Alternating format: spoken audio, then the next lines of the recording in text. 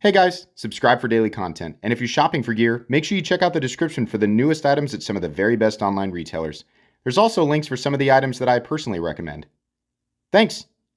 What's going on YouTube? Metal Complex here, and today I've got another 5 cool knives that you should definitely check out. These should all be available, and I will be linking them right down in the description, but it depends on stock and when you're watching the video. This went over well last time, so I'm happy to do it again, and I'll probably do it again in the future. Thanks so much to my generous patrons for supporting me right now. There's a link for Patreon right down below, and please make sure to follow me on Instagram at metal_complex. As per usual, this is in no specific category. There's no specific categorization for these knives. They're just knives that I think deserve a second look, or if you're brand new, they definitely deserve an initial look. We're going to be starting off here with a very inexpensive knife, and that's going to be the CIVIVI Baby Banter. Now, a lot of people know about this knife, and it's definitely popular, but I don't feel like it's as popular as it should be. This is the little brother to the Banter, a very travel-friendly knife, at least if you live here in the United States. We have a short blade length, but a curiously large amount of handle room here thanks to this nice large forward choil.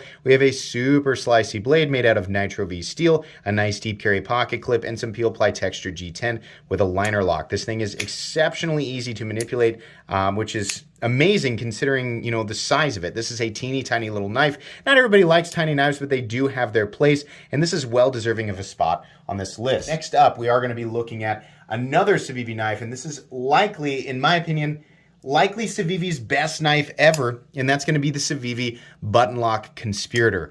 Wow, this is incredible. Full-size knife. It's a button lock. I recently did a review on this. In fact, I've reviewed everything on this list, so you can check those out if you want to. But yet again, we have a Nitro V steel. This guy is a much bigger blade, about 3.5 inches. A nice, nearly fully flat ground blade that comes down to a super clean, super thin, slicey cutting edge. We've got a little slot here, or a fuller, that you can use to do the reverse flick, but you can also use the flipper tab.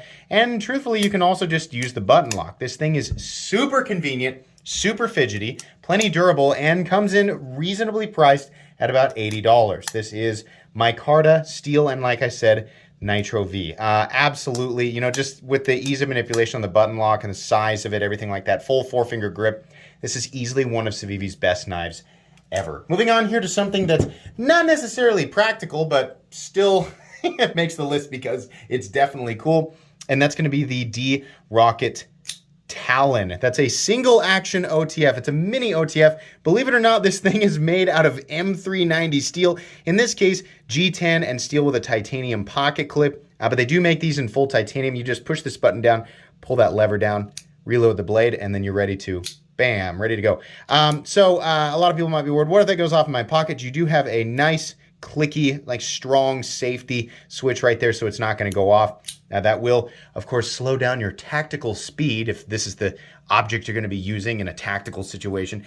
It's not the most convenient thing in the whole world, especially, you know, considering it takes 2 hands to reload it, right? Also, the edge is very thick, but this is cool and makes a fun little kind of distracting desk toy slash letter opener, and it will work. Right? I'm really glad that they put a pocket clip on it. Like if you just need a simple, it doesn't need to be something that will, you know, shave a grape or shave wax paper, but it'll cut and get you through the day, and it's just kind of a fun thing to carry. Yeah, you know, and the lock, once it's locked out, it's plenty strong. There's a little bit of play. It's a little more than a Microtech, but I don't know. I think it's pretty neat. It is definitely on the more expensive side. They are boasting USA manufacturing with this guy. You know, considering the materials and the nature of the deployment mechanism, things like that, it does come in pretty pricey at about $200, I believe.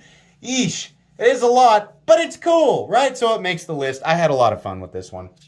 Moving on here, definitely another expensive USA-made knife, but one that comes in a much more practical form, and that's going to be the Tactile Knife Co. Bayer. Oh boy, this is a slip joint. These come in a few different steel variations, including MagnaCut, CPM 20CV, and CTS XHP. This is a super slim design with some beautiful textured titanium scales. Plenty of room to get a full grip on this guy, but when it's folded up, it is so compact and lightweight, it is insane. In the review, I said I wished it had a pocket clip, and I stand by that. I really wish that it had a pocket clip, but it works just fine in this form. The walk and talk on this guy, as slip joint and traditional knife fans, that's the dialogue that they use, is so good. There is a very definitive half stop and then a very definitive slide into the open position. It's very strong. Again, this knife does not lock, but it's got a very strong, sturdy open position, and getting it back to the closed position is very satisfying. They've also centered the blade, and the fit and finish on this guy is excellent. This is another USA-made knife that comes in at $200. Very, very recommendable. And then for the final knife, this is also a knife that has been around for a long time that many people are aware of, but I love this so much, and I never realized, being a fan of ProTech knives, I never realized exactly how much I would love this thing until I picked one up, and that is the ProTech Godfather. Now, this blue sapphire version is not available, but at the moment, right, it'll probably be available again, but there are plenty of versions of the ProTech Godfather that are available out there. This is definitely kind of a modern switchblade meets classic Italian stiletto switchblade. They've done that perfectly. This is a very, very fine-tipped knife, 154 cm and aluminum. In this case, we have kind of a flashy firing button, and again, that sapphire. It's actually a PVD coated blade there, but they do like the all black version. They do the tumbled version, the bee blasted version. They periodically will do like a rose gold coated. There's always different versions of this knife coming out, and they're actually pretty plentiful at retailers right now. If you want a super hard firing side opening switchblade and you kind of like that, you know, classic Italian stiletto look, but you want a, you know, a modern, and in this case American build quality, this is the way to go. If you've ever, you know, I know a lot of us scroll through the knife retailer websites and you come over to the Godfather and you think, that's cool, but would I really like it?